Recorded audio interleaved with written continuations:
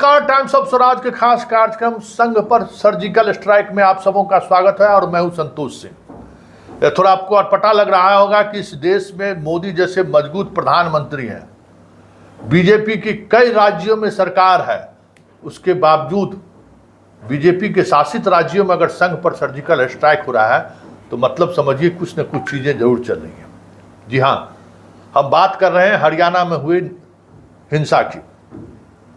खबर जो आ रही है हरियाणा से, कई ऐसे संघ से जुड़े हुए व्यक्ति की अभी तक गिरफ्तारी हो चुकी है जो इस पूरे दंगे को सुनियोजित तरीके से अंजाम देने के लिए साजिश रची थी।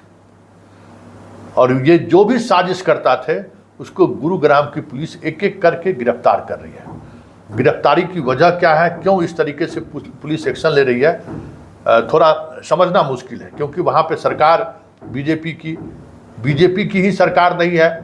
संघ के जो कोर पदाधिकारी होते हैं वो खट्टर साहब हैं, वहाँ के गृह मंत्री हैं, फिर भी कार्रवाई हो रही है।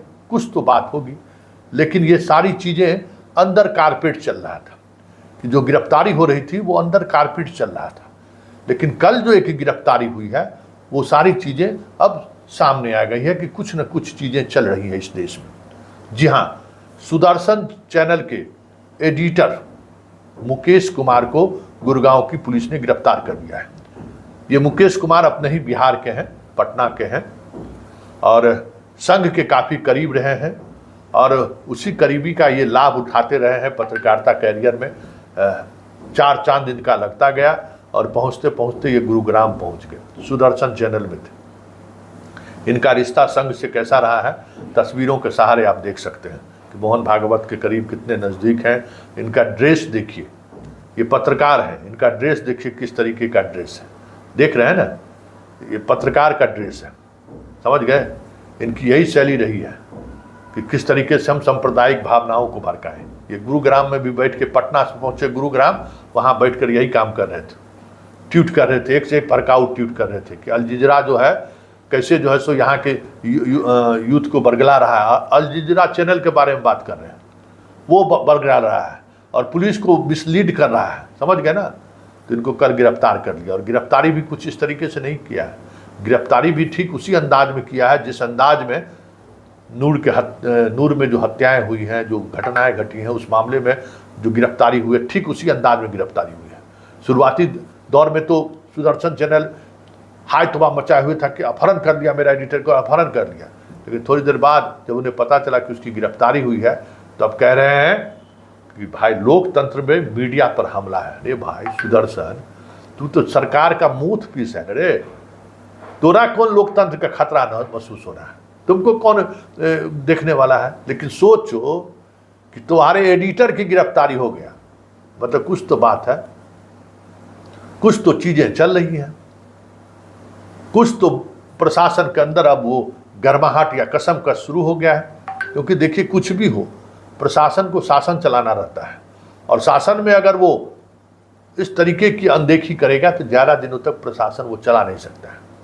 क्योंकि जैसे ही जनता का भरोसा उस पर उठेगा, एक नई तरीके की अराजकता खड़ी हो जाएगी और फिर सुप्रीम कोर्ट का जो डंडा चल रहा है, ये सारी चीज़ें तब तक चल रही थी जब तक सब व्यवस्था, जितने संवैधानिक संस्थान है, मीडिया का तो छोड़ ही दीजिए, मीडिया तो इतिहास रच दिया है। मीडिया इतिहास रच दिया है कि किस तरीके से यहाँ इस देश में मीडिया ने सब कुछ अपना समर्पित कर दिया है सरकार, उसकी तो चर्चा करना ही बेमानी है। लेकिन जुडिशियरी जब से अपनी कमर सीधी की है, देखिए कैसे चीज़ें बदलनी शुरू हो गई है। कल सुप्रीम कोर्ट का जिस समय में ये ऑब्जर्वेशन आ रहा था कि भड़काऊ भाषण को रोकिए और कमेटी बनाइए और ऐसे जो भी भड़काऊ भाषण देने वाले लोग हैं उन पर कार्रवाई कीजिए। एक तरफ पार्लियामेंट में ये चल रहा था और दूसरे तरफ इस भड़काऊ भाषण के जो सबसे बड़े नायक हैं और जिन्होंने इस देश में भड़काऊ भाषण को मीडिया के सहारे तवज्जो देने की एक रणनीति को आगे बढ़ाया, हम बात अमित शाह की कर रहे हैं, बात बीजेपी की कर रहे हैं, वो व्यक्ति पार्लियामेंट में एक बिल लाता है कि भड़काऊ भाषण देने वाले लोगों के खिलाफ कानूनी कार्रवाई के लिए धाराओं में संशोधन होना चाहिए, उसमें 3 साल से लेके आजीवन कारावास तक की सजा का प्रावधान रखा जाए।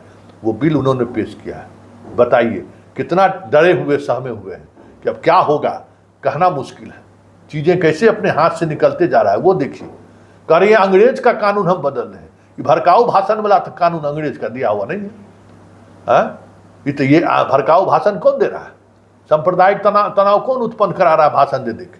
जो भी हो, एगो ओबीसी है, इधर ये लोग हैं ओबीसी है। कौन है जो आप कहने की जरूरत तो है नहीं कि ओबीसी क्या कर रहे हैं, और बाकी मीडिया हमारे हैं। सो तो अब ऐसे खबर चलाने वाले मीडिया वालों पर भी कार्रवाई होगी। ये एक्ट यही कहता है। फिर सुप्रीम कोर्ट ने जो कहा है वो बनाना है। 18 अगस्त को इस पर सुनवाई होनी है। सरकार को कमेटी बनानी है कि जो भी भड़काऊ भाषण है उस पर कार्रवाई कीजिए।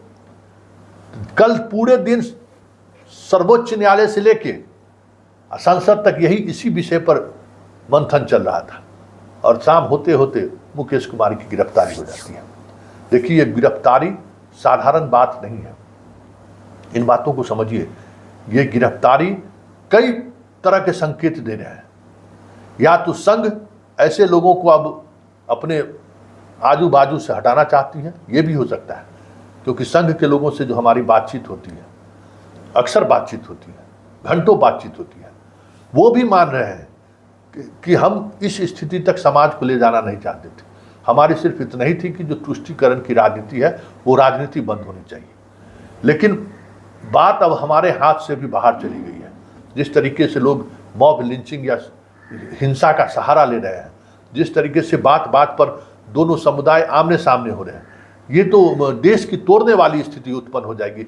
देश टूट जाएगा इसी स्थिति में। ये संघ भी मान रही है। तो क्या ये माना जाए संघ की सहमति से ये सब कुछ हो रहा है, या संघ इस बात को अब समझने लगा है कि ये जो सारी चीज़ें चल रही हैं इससे संघ को नुकसान होगा? क्योंकि अभी तक सरकार भले ही प्रतिबंध लगा दी हो, गांधी हत्याकांड में, फिर बाबरी मस्जिद जब टूटा तब लोगों के दिल में संघ को लेकर कोई मलाल नहीं था। उसके वैचारिक मतभेद भले रहते होंगे, उनकी बात को लोग अनसुना जरूर कर देते थे, लेकिन अपने घर पर अगर किन्हीं के घर पे आ जाते थे तो लोग चाय भी पिलाते थे, नाश्ता भी कराते थे, बहस भी होता था, एक पांचजन्य दे के जाते थे, वो भी लोग स्वीकार कर लेते थे। लेकिन अब उन्हें महसूस हो रहा है कि मणिपुर में अब वो घूम नहीं सकते हैं, झारखंड में वो घूम नहीं सकते हैं, बिहार में भी अब खुल्लम खुल्ला घूम नहीं सकते हैं, हर राज्य में, यूपी में नहीं घूम सकते हैं। स्थिति ये है कि यूपी में भी आप घूम नहीं सकते हैं। अब वो उन्हें किसी मुस्लिम मोहल्ले से पार करने में उनको डर लगता है। पहले ये डर कभी नहीं रहता था। मुसलमानों के दरवाजे पर भी हमने देखा है कि संघ के प्रचारक बैठ के भूजा खाते रहे, बात करते रहे, उनसे भी संवाद करने की कोशिश होती थी। लेकिन देश में पहली बार संघ अपने आप को असुरक्षित महसूस कर रहा है, और ये असुरक्षापन जो है ना, बड़े बड़े को औकात पे ला कर रख देता है। जब रात की नींद आपकी हराम होगी ना, कि हम रात में कुछ चीज़ें चल रही हैं दिमाग में, सुबह उठेंगे कुछ घटना ना हो जाए, ये जो डर है ना, ये डर बड़े बड़े आइडियोलॉग को जो है पसीना छुड़ा देता है। तो क्या ये माना जाए मुकेश कुमार पर कार्रवाई उसी डर का नतीजा है, या फिर पुलिस अब नए तरीके से चीज़ों को देखना शुरू कर दिया है? क्योंकि गुरुग्राम में जो कुछ भी हुआ है वो समझिए कि पूरे भारत के एक नए उदित इंडस्ट्रियल एरिया पर ज़बरदस्त चोट है, और अगर ये स्थिति वहाँ रही तो फिर हरियाणा बर्बाद हो जाएगा, दिल्ली बर्बाद हो जाएगा। दिल्ली की पूरी इकोनॉमी गुरुग्राम से चलती है, दिल्ली बर्बाद हो जाएगा।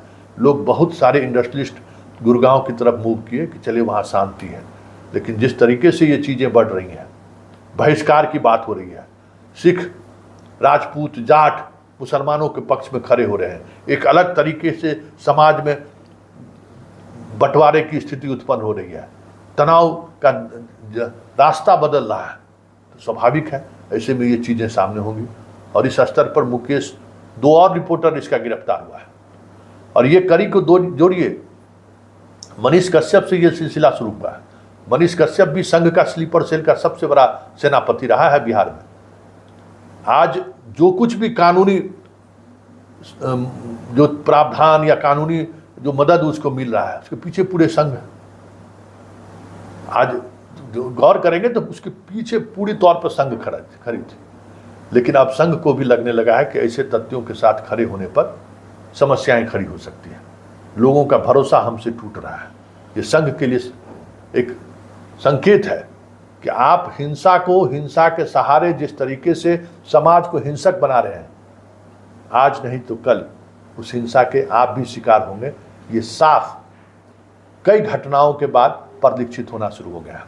अब संघ के प्रचारक अपनी आइडेंटिटी छुपाने लगे हैं। संघ के प्रचारक अब सार्वजनिक तौर पर घूमने से परहेज करने लगे हैं। संघ के प्रचारक अपने संघ के स्वयंसेवक के घर अब सुरक्षित महसूस नहीं कर रहे हैं, जबकि पहले ये स्थिति नहीं थी। और ये जो असुरक्षा का भाव पैदा लिया है, कहीं न कहीं उसी असुरक्षा के भाव के तहत इस तरीके की कार्रवाई देश में शुरू हुई है।